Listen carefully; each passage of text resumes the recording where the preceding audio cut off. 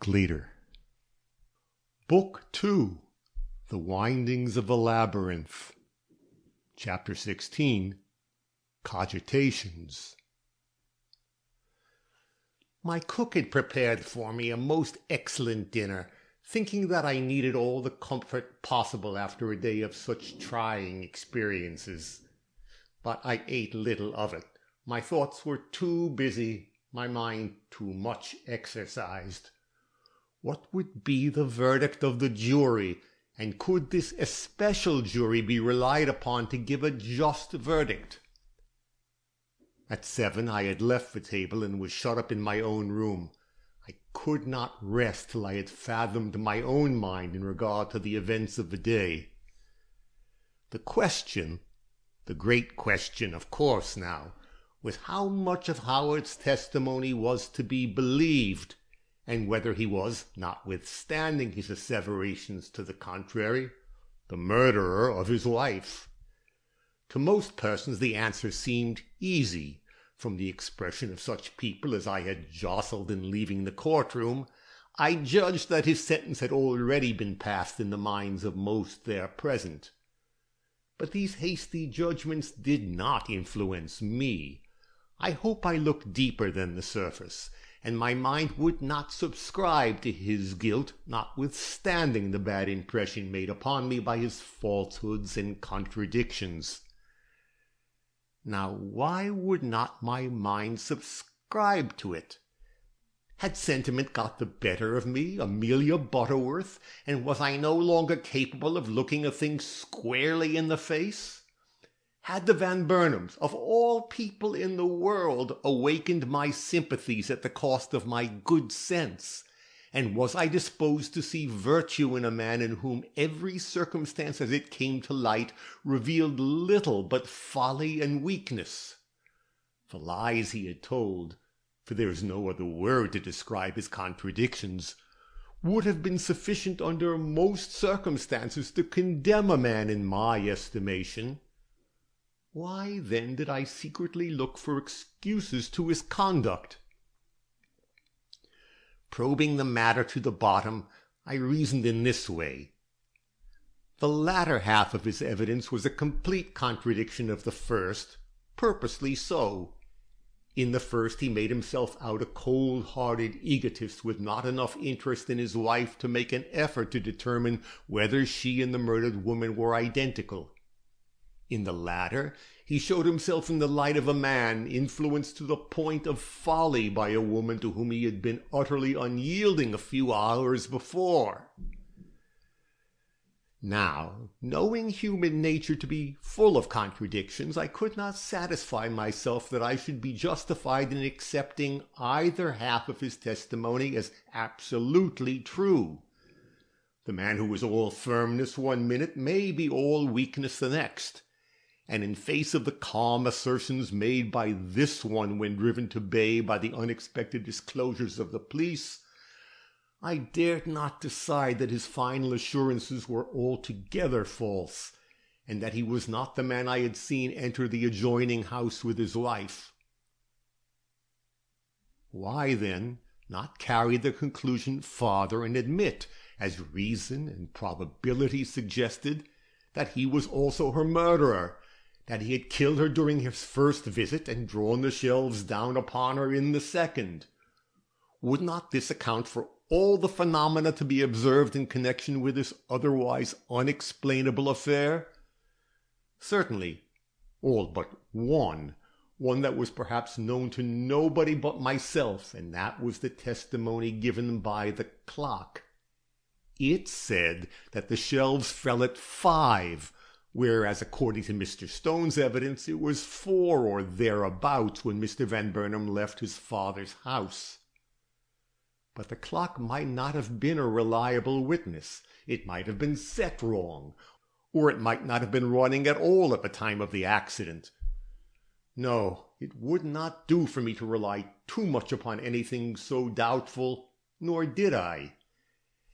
Yet I could not rid myself of the conviction that Howard spoke the truth when he declared in face of coroner and jury that they could not connect him with this crime. and whether this conclusion sprang from sentimentality or intuition, I was resolved to stick to it for the present night at least.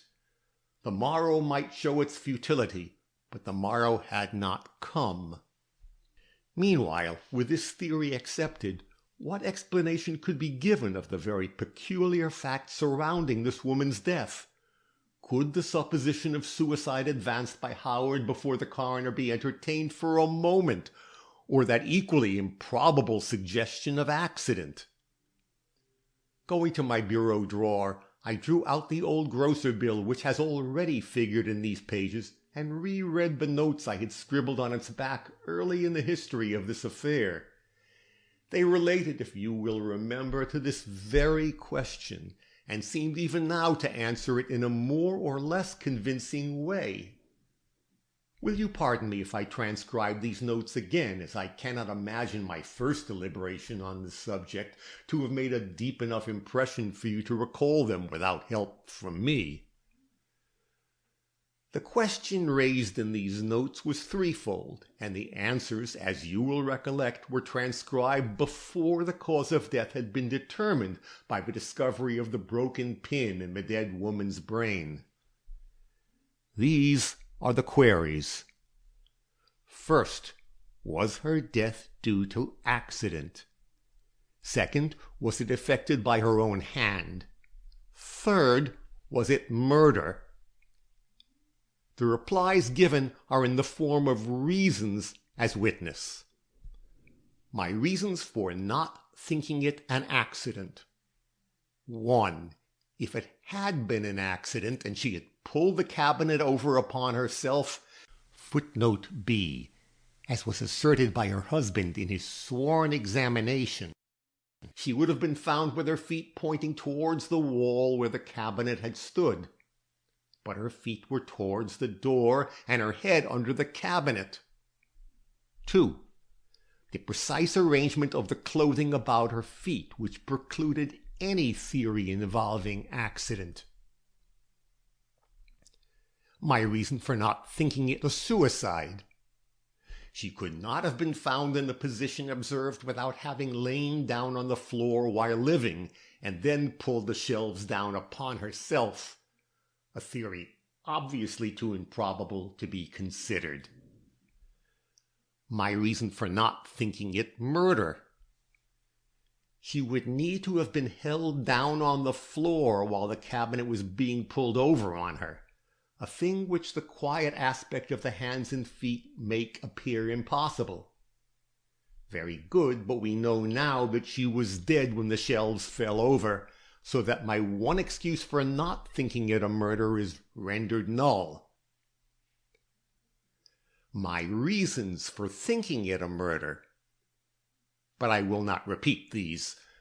My reasons for not thinking it an accident or a suicide remained as good as when they were written, and if her death had not been due to either of these causes, then it must have been due to some murderous hand. Was that hand the hand of her husband? I have already given it as my opinion that it was not. Now, how to make that opinion good and reconcile me again to myself? For I am not accustomed to have my instincts at war with my judgment. Is there any reason for my thinking as I do? Yes, the manliness of man. He only looked well when he was repelling the suspicion he saw in the surrounding faces. But that might have been assumed, just as his careless manner was assumed during the early part of the inquiry. I must have some stronger reason than this for my belief. The 2 hats? Well, he had explained how there came to be 2 hats on the scene of the crime, but his explanation had not been very satisfactory. I had seen no hat in her hand when she crossed the pavement to her father's house. But then she might have carried it under her cape without my seeing it. Perhaps. The discovery of 2 hats and of 2 pairs of gloves in Mr. Van Burnham's parlors was a fact worth further investigation, and mentally I made a note of it, though at the moment I saw no prospect of engaging in this matter further than my duties as a witness required. And now, what other clue was offered me, save the one I have already mentioned as being given by the clock? None that I could seize upon, and feeling the weakness of the cause I had so obstinately embraced, I rose from my seat at the tea-table and began making such alterations in my toilet as would prepare me for the evening and my inevitable callers. "Amelia," said I to myself, as I encountered my anything but satisfied reflection in the glass, "can it be that you ought after all to have been called Araminta? Is a momentary display of spirit on the part of a young man of doubtful principles enough to make you forget the dictates of good sense which have always governed you up to this time?" The stern image which confronted me from the mirror made me no reply, and smitten with sudden disgust, I left the glass and went below to greet some friends who had just ridden up in their carriage. They remained 1 hour, and they discussed one subject, Howard Van Burnham and his probable connection with the crime which had taken place next door. But though I talked some and listened more, as is proper for a woman in her own house, I said nothing and heard nothing which had not been already said and heard in numberless homes that night. Whatever thoughts I had which in any way differed from those generally expressed, I kept to myself.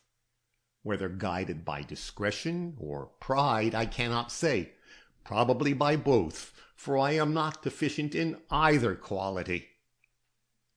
Arrangements had already been made for the burial of Mrs. Van Burnham that night, and as the funeral ceremony was to take place next door, many of my guests came just to sit in my windows and watch the coming and going of the few people invited to the ceremony.